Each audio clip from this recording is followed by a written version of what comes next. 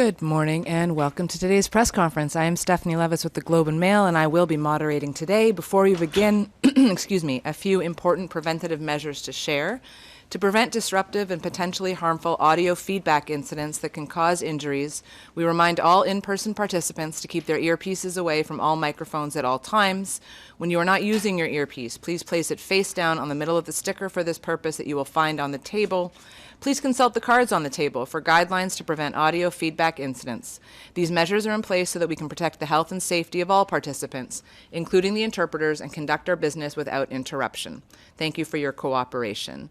We'll begin today with a few remarks from the Procurement Ombud. I understand it's your first time in the National Press Theatre, so welcome to you. We will open the floor for questions afterwards. As is our custom, we will begin with questions in the room, one question, one follow-up. Then we will go online, one question, one follow-up, and if we have time, we will return to the room. And with that, over to you. Perfect, thank you. So good morning, bonjour. Thank you for joining us this morning. First, I'd like to begin by acknowledging that we're on the unceded ancestral territory of the Algonquin Anishinaabe people. Mon bureau a été établi en 2008. On est une organisation neutre et indépendante. On a un mandat législatif. On fait trois choses. On répond aux plaintes à propos de l'approvisionnement fédéral. Deuxièmement, on offre des services de médiation pour les contrats fédéraux. Et troisièmement, on fait des recommandations à propos de des revues systématiques pour améliorer le système d'approvisionnement fédéral. So this is really a special moment in time. Our office has heard time and time and time again that the system is too complex. This doesn't come from a unique perspective. This comes from all perspectives across the procurement environment. And I'm here today to say enough. Time to make those substantive changes is now. I give the example of a Canadian supplier who sells to a foreign government and not to the federal government of Canada because it is easier. That is a damning statement. It is important to understand that context. It is important to understand that other jurisdictions are doing procurement better than we are. That needs immediate change. That needs foundational changes. And so I'm pleased to be with you today to announce that we are publishing a report on solutions. Those solutions address the 5 foundational changes that are necessary in federal procurement. Why it's important coming from us. We offer an honest, independent viewpoint. We don't sit inside federal bureaucracy. We don't represent suppliers. We offer an independent viewpoint. While I do report to the minister, who ultimately tables our annual report to Parliament, we absolutely do all aspects of our work absolutely independently.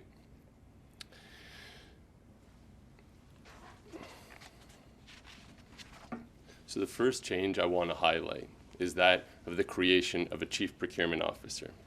Now, I understand that that may result in a bit of an eye roll because you think, hey, the answer to every government problem is not creating a new position or creating additional layers of bureaucracy. But one of the things we have noted is the lack of accountability in federal procurement. So ultimately, who will be accountable for ushering us through this important period of change? And that person has to be the Chief Procurement Officer. This position has to be created at the highest level of government, and it has to have the singular focus of federal procurement and improving the processes that it currently exist. They need to be an agent of change. There is a cultural shift that's required in federal procurement. We have done the same things for far too long. Our office annually publishes a top 10 list of procurement issues that we see across a variety of stakeholders. Those stakeholders include suppliers, federal buyers, the general public, politicians. And there is a certain static, repetitive nature of those top 10 issues. And so at a certain point, we looked at ourselves and said, what are we doing as an office to make those improvements ourselves? And you might have heard me say that Band-Aid solutions are not enough. And many of the recommendations that we were making while addressing specific issues within the existing system were just that, Band-Aid solutions. And we can no longer sustain Band-Aid solutions. We have to address the foundational issue that our system is too complex and it's not working for all participants. The CPO will be charged with the responsibility of ushering us through that change. Nous avons constaté cela dans plusieurs de nos récents examens des pratiques d'approvisionnement et c'était très évident que personne n'était vraiment responsable des problèmes qui ont apparu. So the reason for the lack of accountability is the bifurcated nature of the federal procurement system. Having someone who sits atop the system with those responsibilities specifically identified is critical to the success, and that's why I talk about it first, because this position will ultimately be responsible for implementation of the subsequent issues that I'm going to be addressing. The second one is vendor performance management. So I apologize to those of you who have heard me speak in the past, because this is something I've been speaking about for years, and I really hope the attention is now. Vendor performance management is something so basic that the average Canadian understands the concept. If you were to hire a plumber to fix a leak in your kitchen, and that plumber arrived 2 hours late and brought the wrong tools, what are the chances that that average Canadian is going to be using that plumber in a subsequent need? The answer is they're not, right? That's a simple decision that the Canadian taxpayer is able to make. Now, in the federal procurement context, the problem is even more acute than that. And I'll play it out in two scenarios. One, a supplier, poor performing, works for a specific department within the federal government. That performance is noted as poor. However, there's nowhere to go with that information. It doesn't give rise to a termination of the contract, but it's so bad that the services or the good that were provided were ultimately not for the intended purpose. That same supplier goes to a different department and is able to sell those same services and same good without any ramification of that poor performance with that first department, right? So that's a pretty damning scenario. But a second scenario that I would highlight is within the same department, that same vendor continues to sell those services and the same good. Now, within that department, individuals speak to one another and highlight the fact that this is a known poor performer. So that group of people who are charged with the new acquisition process ask themselves, what can be done within the existing rules? Because ultimately people want to follow the rules, but more importantly, don't want to waste taxpayer funds. So they look at the rules that are available to them and realize there are no great rules that will allow them to do what they want to do. So they create restrictive criteria to ensure that the participation of that poor performer is not available.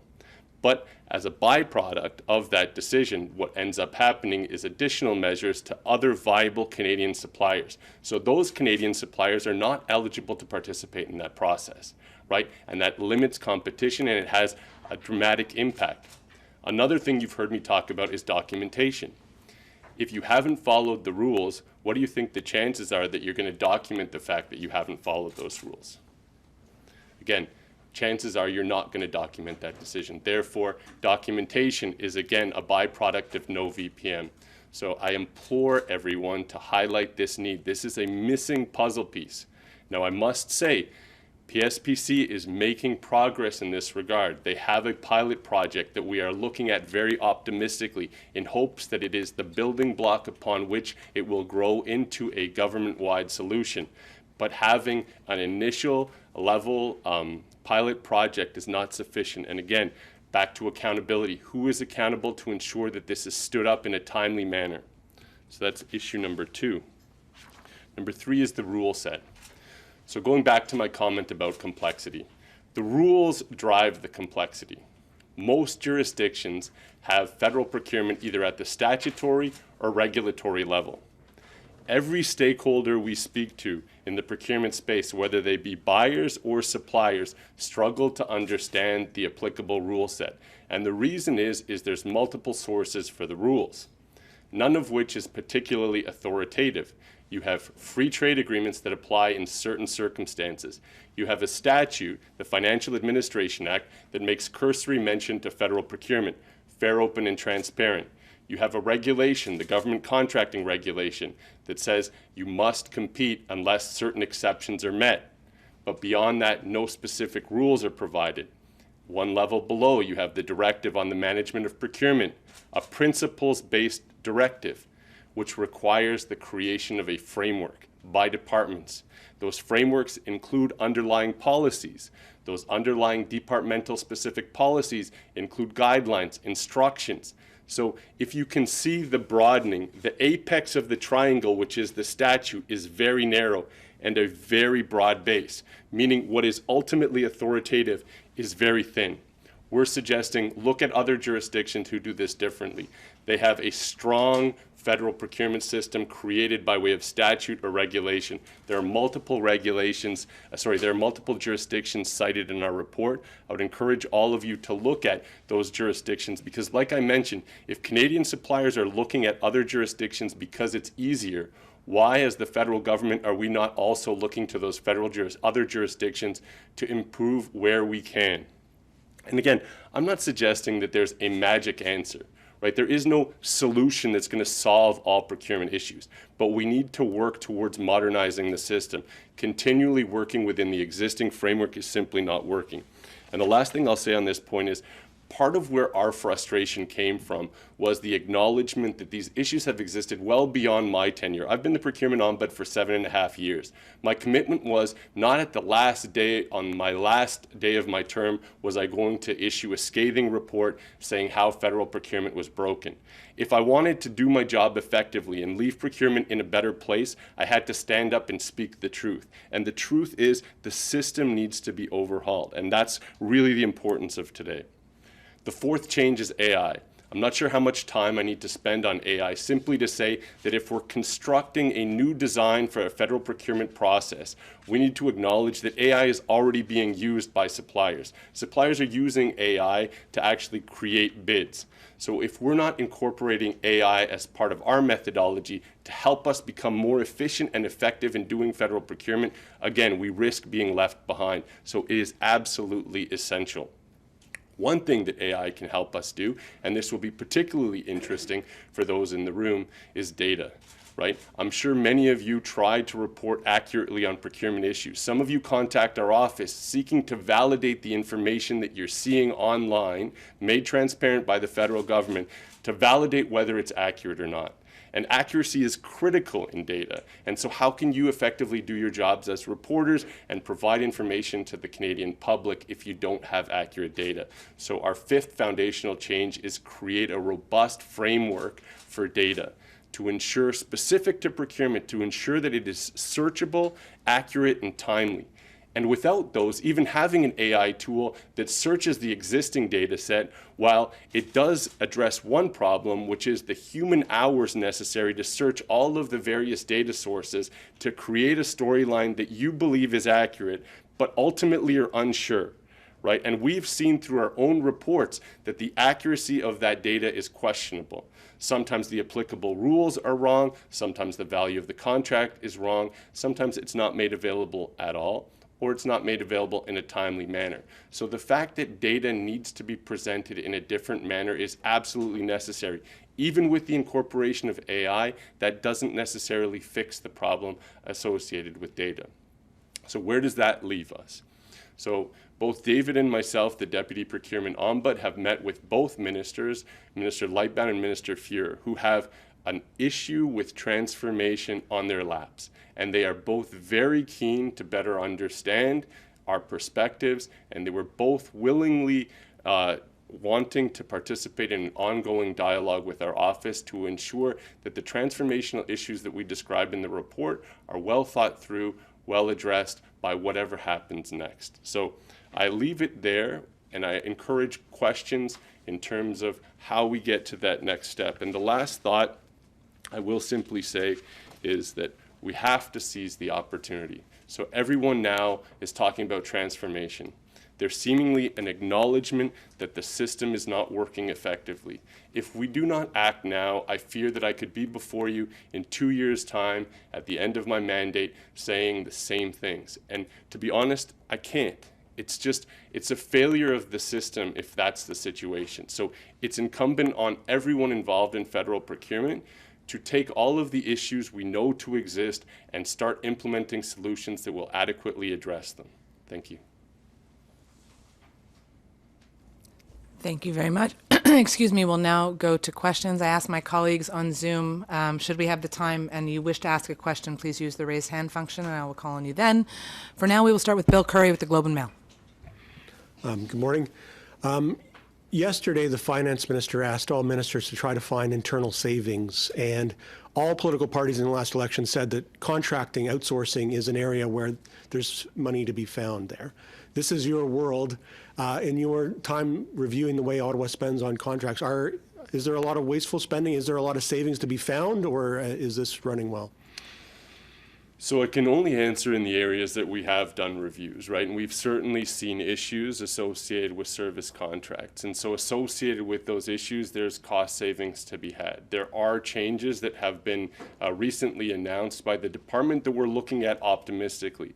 As I recently mentioned, for our purposes, it's too early to comment in terms of how effective those changes will be in reducing the amount of spending and waste. However, the hypothesis around whether in fact there is additional waste to be recaptured by having a more efficient and robust oversight system, we absolutely support that notion, particularly in contract administration, and that's something that we're looking to have a more strengthened lens to look at that issue specifically. And by that I mean, when the contract is awarded, there's a lot of transparency around it, and that's typically where the media attention goes. Contract administration is more of a confidential process where it's just between the parties to the contract, and there are things happening in contract administration that give us cause for concern, and we want to ensure that we do accrue those efficiencies that are negotiated and specifically contemplated in the award process, that they materialize in the contract administration phase. And as my next question, you mentioned poor performers, and I'd like to get your sense as to how far that goes, because there is, as an example, there's a case where the federal government is pursuing one contractor and subcontractor where the billing was more than 24 hours a day. There's those kinds of allegations of outright fraud. In your view, is that kind of poor performance common?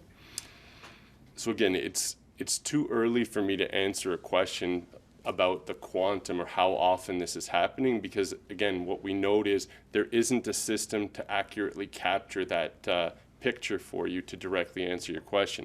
That being said, we know that there are poor performers who continue to get government contracts. We hear that information from government buyers. Government buyers are asking for a VPM system so that information can be shared openly and transparently. But without a process, how does one share that information about poor performance so it actually has an impact on future contracts that are awarded by the federal government? So to answer your question, what we hear is certainly, yes, there are poor performers in the system. There is a financial cost to that poor performance, and there aren't the tools available yet to address that poor performance. Next, we'll go to Estelle with Radio-Canada. Bonjour. Dans tous les problèmes que vous avez vus jusqu'à maintenant, est-ce qu'il y en a un qui vous a frappé davantage et qu'on devrait éviter dans le futur? Est-ce que c'est possible de donner un exemple de quelque chose qui vous a vraiment frappé et qu'on devrait éviter? Oui. Donc, les critères trop restrictifs, c'est une chose qu'on voit tous les jours. C'était le premier enjeu qu'on voit pendant les derniers 5 ans. Donc, c'est quelque chose que j'ai parlé à propos de la VPM.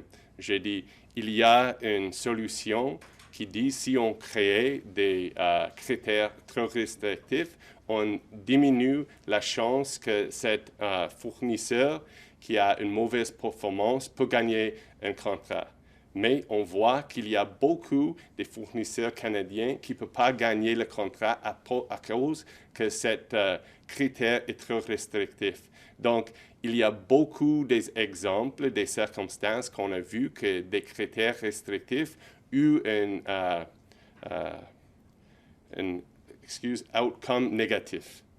Right? Ça diminue la compétition entre les fournisseurs canadiens et ça diminue la tension monétaire pour le gouvernement. Donc, on peut payer trop à cause qu'on a une diminution de compétition. Puis, il y a certains des changements que vous réclamez qui sont des changements de longue date que vous demandez. Qu'est-ce qu'on vous dit? Qu'est-ce qu'on vous donne comme explication pour justifier le fait que ces changements-là ne sont pas mis en place? Oui. Quelle réponse vous donne-t-on? Donc, comme j'ai mentionné avec le VPM, on a eu des exemples comme PSPC qui démontre qu'il fait un effort pour changer et régler le problème qui est ils ont un projet pilote.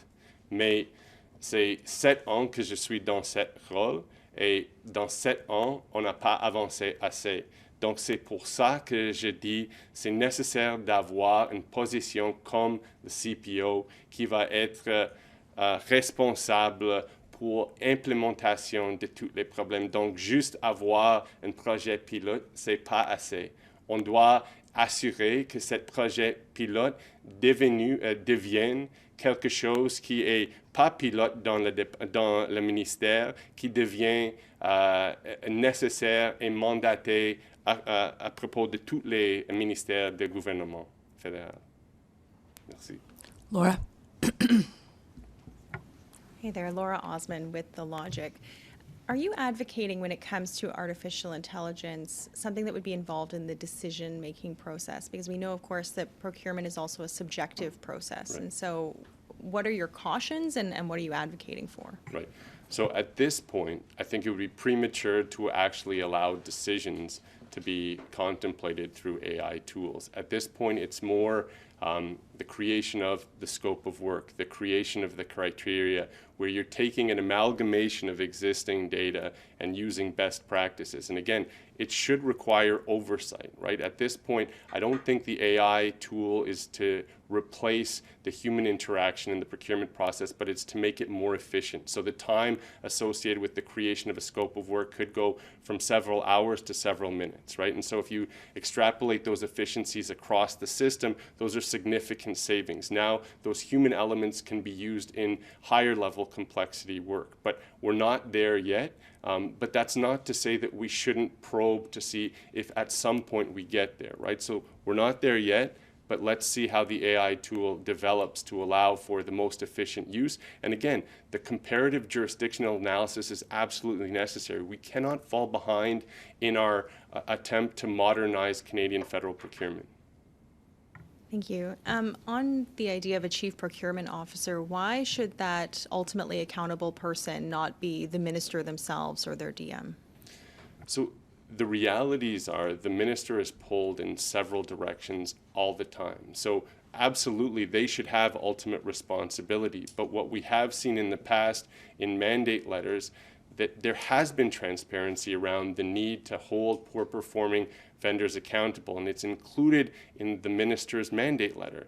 And yet we still don't have accountability because ultimately it wasn't done, right? And so we're now at the project pilot stage within a singular department. And like I said, we are optimistically tracking this pilot in hopes that it continues to solidify, show good results, and grow. Because it's also premature to say you can just roll out a government-wide system without having trialed it. So we're not suggesting that. But what we're trying to do is encourage additional pressure and transparency around what is happening in the environment to ensure that these changes actually have accountability. And that's what the role of the CPO would do. It's singularly focused on this exclusive issue.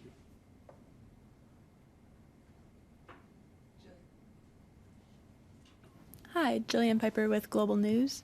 The Auditor General recently found the government wasn't following procurement rules around securing contracts, for example.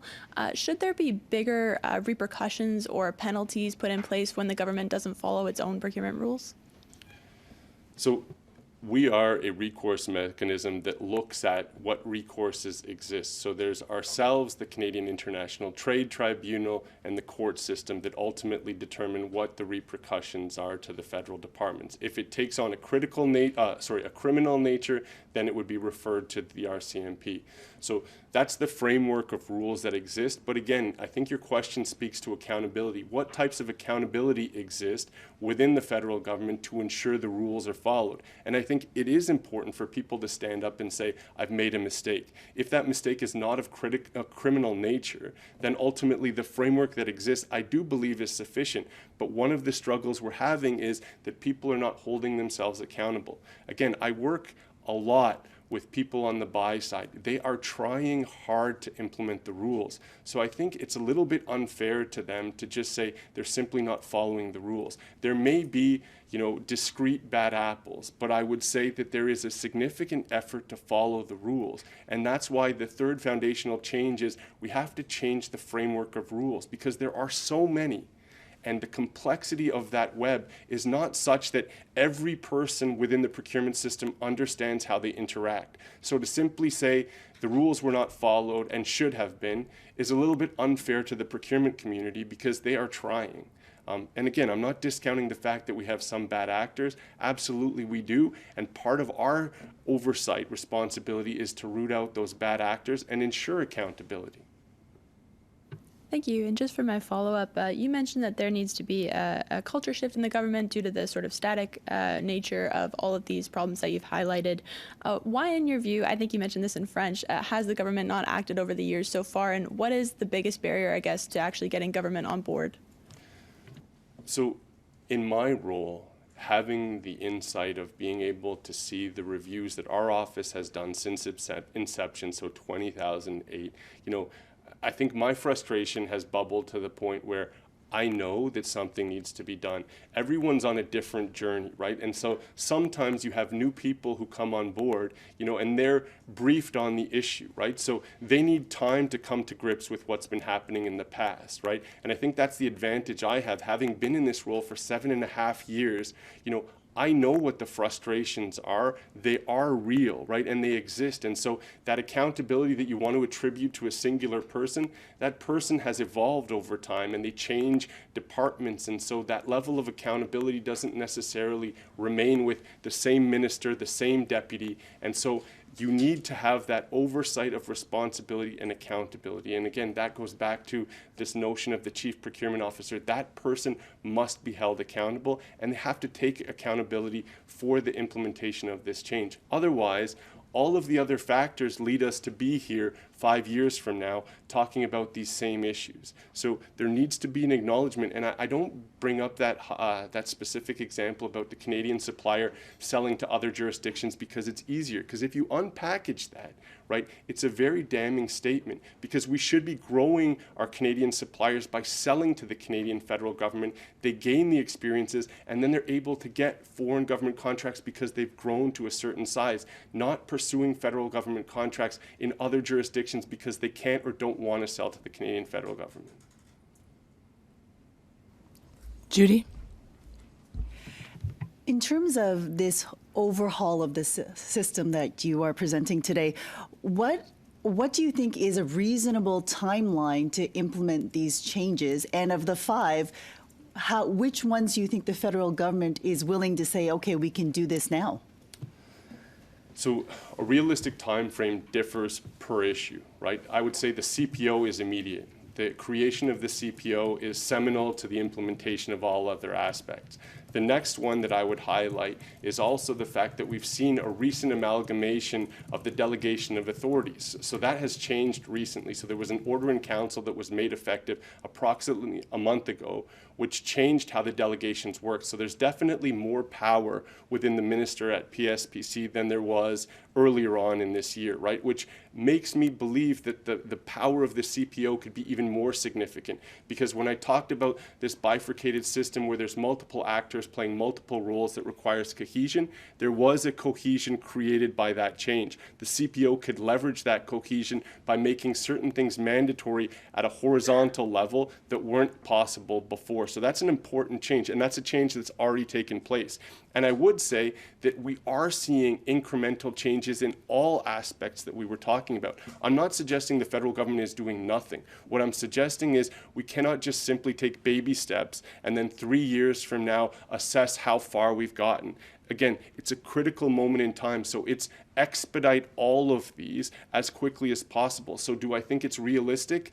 Absolutely. Do I think changing the rules is going to happen overnight? Absolutely not. This is something that will require significant thought to ensure that you don't create new loopholes, right? So we need to understand when we create a new rule, like what all of the permutations and combinations are of that rule, to ensure that we're not here talking about a new scandal because a new subset of factors, played into a new loophole that was created. So to directly answer your question, each one has a different time frame. I think CPO is immediate. VPM, we're on a track to get there, but we need accountability to ensure it goes government-wide. The rules is a medium term. I think we have to look at other jurisdictions. I think other jurisdictions are looking at their own processes now and saying, are we the most efficient and effective as we could be?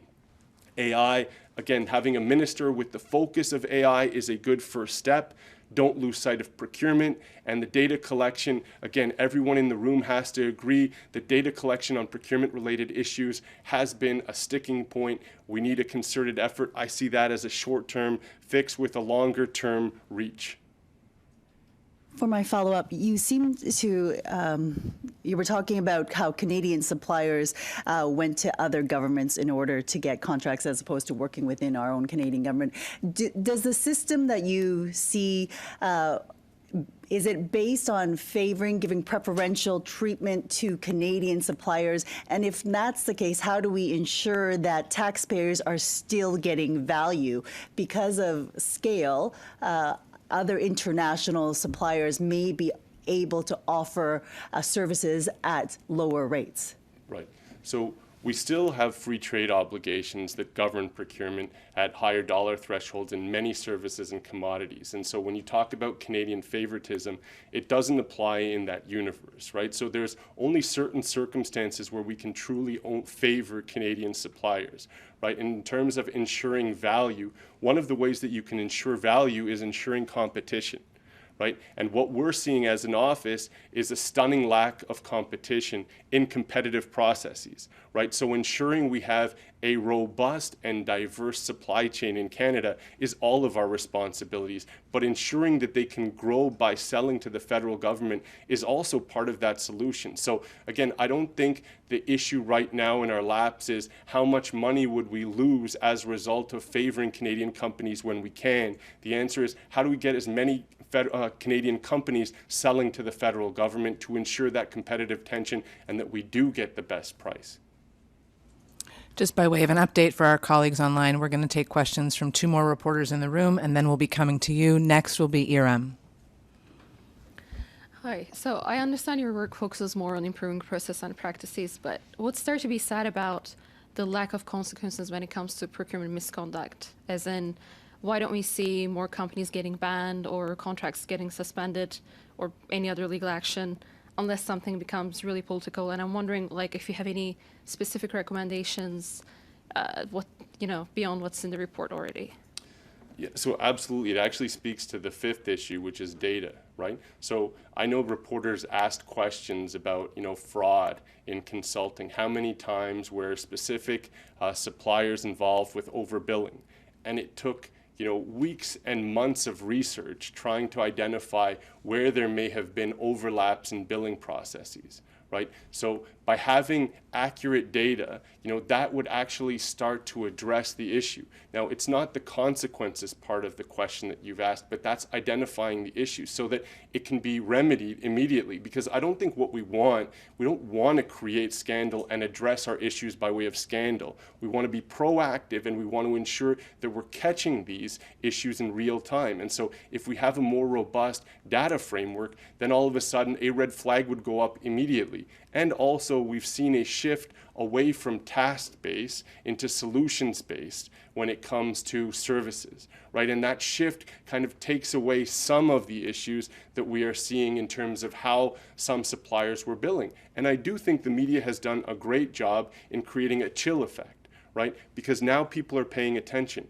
I'm not sure that the supplier community ever thought that they would be held accountable for some of their poor practices. So part of my responsibility is to focus on the practices of government buyers. My responsibilities do not extend to the suppliers, right? So I do think the media's attention on some of this has actually brought accountability to suppliers to know that it's not without recourse, that there could be recourse. And I agree that if we're noting these same issues in 6 months, 1 year from now, the repercussions should be more significant than they are today. Also, in a previous report, you flagged concerns about favoritism towards suppliers, such as McKinsey. You found departments changing procurement rules to cater to other certain suppliers. Do you think appointing a CPO could prevent such treatment in the future? So I think what I anticipate the CPO being empowered to do is having horizontal consistency, right? So currently, I think each department does things slightly differently. So when we see horizontal issues, I see those as directly in the responsibility for the CPO. how individual departments implement those horizontal interpretations, there still has to be some accountability within departments. However, if the favoritism starts to look like it's horizontal, then absolutely that becomes the responsibility of the Chief Procurement Officer, because something systemic has happened. And equally so, it falls in my respective mandate, because systemic reviews can look at multiple departments and bad practices. So that is directly within our responsibility as well. Thank you. Remy? Rémi Autier, CPAC. In major projects, and procurements are major projects in many cases, we often say that you can either do it, you have to choose two, fast, well, or cheap. What you propose today, what do you think of those three are the most important? And the two that you think are the most critical to address right now, and what you're proposing today, what do they address really in a priority way? So it's a fair question, and I can certainly say the government currently has a huge priority on fast, right? And our priority is open, fair, and transparent. And so we know that there's a way to incorporate fast into open, fair, and transparent, but it's, again, you have to be transparent about the speed, right? And then you have to follow through. So unfortunately, what the government has been known to do is create these very aggressive timelines in solicitation processes that ultimately aren't met, right? And then there's subsequent obligations that then are also implicated by not meeting those initial timeframes. So then you start to lose the faith of the industry. So what I think the most important is to retain an open, fair, and transparent system that understands the timeliness that's critical. So again, it's not magic, right? It's not, you can't fix the system overnight. But I think understanding that time is one of the key priorities of the current government, that needs to be looked at through the existing lens, and we have to be realistic and transparent with exactly what we're doing. So if we're taking shortcuts, be transparent about those shortcuts, understand the implications of those shortcuts, and accept the risk. And that's absolutely fine, but then also wear that risk if it materializes. You talk about fast and how you see this being a problem, but when we think about military procurement, and you said you talked with Mr. Fuhr, fast is not the word that comes to mind to many Canadians when they look at those procurement. What you're mentioning about those short deadlines and how the people in this ecosystem are seeing them, are you seeing that problem also on the military side, or is the fast aspect not present there, or differently? No, so I would suggest fast is also a priority on the military side. And I think you wouldn't be shocked to learn that there's a significant amount of pressure given recent government announcements around spending, right? And so clearly fast is going to be a priority. So how do you overlay open, fair, and transparent in fast, right? And again, I think there's a lot of really smart, creative people thinking that through. And the only thing we would ask as an office is make sure whatever you're doing is communicated transparently to everyone. So you can decide, do you want to participate in the process as explained or not? And if you have an issue, raise it to our office, raise it to the attention of oversight bodies, and we can look into it and say, is this an appropriate decision? And at some point, the answer might be yes, and at some point the answer might be no. Thanks. We're now going to go online. Again, please use the raised hand function if you would like to ask a question. We will go first to Mike Blanchfield with Politico. Go ahead, Mike.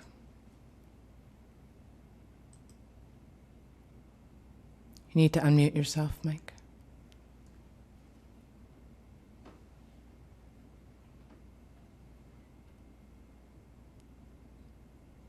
Mike? Hi, can you hear me? Yeah. Great, thanks. Sorry about that. On the issue of FAST, the Prime Minister has obviously talked about this, and you kind of alluded to it a moment ago. How well equipped is the current bureaucracy, machinery of government, whatever you want to call it, to implement this build, baby, build in the time of crisis that the Prime Minister keeps talking about? And what you've kind of touched on what the risks might be in terms of transparency, but what else can you say about how what you're saying aligns with the current political climate that we're all in? Yeah, so absolutely, I think, as I mentioned in the previous answer, fast is clearly a priority. And I think my comment about creativity is there's multiple different avenues in how to create FAST. It doesn't all have to flow through traditional procurement methodologies. There could also be transfers to provinces and municipalities who would already be responsible for implementation of those projects. If they remain federal projects, then those could be done by way of a traditional procurement process. And in that same vein, we are also working as an office to create solutions. And so, not to bore you with some kind of procurement basics, but our federal system is predicated on this antiquated contract A-B dynamic, which doesn't necessarily breed to the most advantageous outcomes in many circumstances. And so we've done a lot of research on negotiated RFPs. So if you go to our website, you will see that we've done a paper on the use of negotiated RFPs at the federal level and what that might mean. So it allows for more direct negotiations. It doesn't necessarily address the speed component, but it does address the constantly changing environment, which is another issue that we've highlighted in these large infrastructure spends, is that there is an evolution over time. And if the procurement process is static and doesn't allow for that evolution to happen in real time, by the time that you acquire the good or service or construction project, there are already components of it that are obsolete. So that negotiation component that remains vibrant throughout the procurement process is absolutely essential to ensuring that you can take into consideration the changing conditions. And I think that is part of the frustration, and you see that clearly on the defense side, where by the time the acquisition is actually taken, the equipment or the solution is already either partially or fully obsolete. My follow-up, I guess, is on defense. Then Canada's committing to join the Rearm Europe initiative. How important is it for Canada to do better militarily on procurement, and what are you seeing in other jurisdictions, like say European jurisdictions, on how maybe they're doing it better or worse, and what's in store for Canada on that front? Yeah, and you have to be a bit careful with what you read as well, right? So our report does do a cross-jurisdictional analysis as to what other jurisdictions are doing. And I would certainly say that sometimes people have a more advantageous spin on changes that they've made. But looking at the UK example closely, they actually implemented many of the changes that we're talking about in terms of creation of the CPO as an agent for change, looking at their rules governance, making sure they have a robust vendor performance management. So again, these aren't these wild ideas that no other jurisdiction has done. And looking at the UK, I think, is a really good model to look at. Now, depending on where you glean your information, you might see people expressing really supportive commentary around how significant the changes are and the benefits that the UK has accrued as a result. You can also read similarly criticisms of those processes that haven't really made significant inroads. And I think the truth, as always, is somewhere near the middle. That being said, we know that our system is more archaic than that of many of our allies. And so looking at other European models, and there are model rules put out by the European Union that we could look to, not necessarily for adoption, but just to see how they've addressed similar issues. And I think you can talk to some European suppliers and ask them for their impressions of Canadian federal government procurement compared to the European model. And if you get some frank answers, I think you'll have some interesting quotes. We'll go next to Fraser Needham with APTN. Morning. So I thought I would ask you about the, obviously in recent months, there's been a lot of problems with Indigenous procurement and abuse of the system by individuals and companies. Just wondering if you had any thoughts what might improve that system. So you will notice in our report that there is a section around Indigenous procurement, and in the end, we highlight that we actually are in the midst of doing a systemic review on Indigenous procurement. At this point, we're still doing our file and documentation review, so it would be a little premature for me to say, but I can simply say that we will have a lot to say on this subject kind of in the near term, because there are issues that are reflected, both what we heard in the previous Parliament, and I think what we're seeing as part of the preliminary review in our report. So please do follow that closely. We anticipate, obviously, reporting to parliamentary committees at the time of completion. Yeah, I do have a follow-up, and not sure if you can answer it or not, but I thought I would try as well. There's been actual sort of vetting or proof of Indigenous identity can be a complex thing, and whether there's several. The Indigenous Business Council has its own sort of list of companies that it believes are Indigenous, and but has not been used by the federal government, as far as I know. Do you believe when in doing it's kind of new ground, I guess, in terms of procurement for the government? Should this be something that's done in-house in the government, or do you think it should be sort of shopped out to Indigenous organization to do and to verify? Yeah, so as much as I love to answer questions directly, that's more of a policy question, but I will say we must always lead with respect when dealing with Indigenous suppliers. And so if respect is the central kind of mandate, then I think decisions from that respect should follow. So I'm not answering your question, but I'm trying to hint at what I think is an appropriate solution. And for our final series of questions, we'll go with Palak from Parliament today. Hi, good morning. You said in the absence of the VPN system that departments are, trying to take this patchwork approach in rooting out poor performers, but this can essentially have inadvertent consequences by rooting out other viable ones. Is there an example where you think that's happened, where competition has been affected? So competition is an issue that we're studying closely. I wouldn't want to hypothesize as to what might happen as a result of rooting out the bad apples, but I would kind of defer back to the data component. So if we had more real-time data tracking, there shouldn't be any impact to good performing suppliers.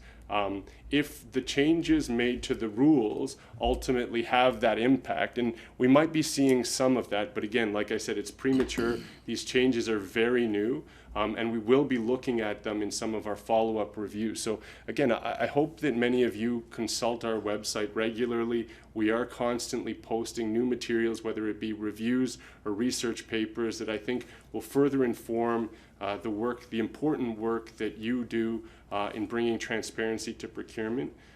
So all that to say, absolutely there could be some ramifications, but it's too soon to say. And just as a follow-up, what kind of response or reception have you gotten from either of the two ministers or the department on your recommendation to bring in the VPN system? And I'm jumping the gun, but are there any counter arguments that they're presenting to you? Yeah, so the reception is always positive, and I will say that it has been for some time, right? And it's logic. So that's why I bring up the plumber example as often as I do, because again, logic dictates that this must be happening. It happens in many other jurisdictions successfully, and it's just a missing puzzle piece in the federal system that has negative repercussions for not having that puzzle piece. So I think everyone acknowledges its importance, and I do think specifically with the department, they have seized this. So I don't want to suggest that they're not making improvements and constantly trying to get the pilot implementation to the point where they can roll this out formally. So kudos on that side, but what I have to be honest about is I've been in this role for 7 years. I've been talking about VPM for 7 years. And so absolutely the department is seized with this issue, as are the ministers, but it well predates them. And like I answered in the previous question, new people are stepping into these issues each time. And it takes a little bit of time for them to grow acclimatized to why this hasn't happened. And then when they realize it hasn't happened, there are going to be barriers to implementation. So let's not kid ourselves. None of this is going to be easy, but foundational change is necessary. So you have to get over those hurdles in order to get to that outcome that we seek. So if we're always looking at that first hurdle and saying it's insurmountable, then we're never going to get to where we need to go. Thank you. That concludes today's press conference. Have a wonderful day. Thank you.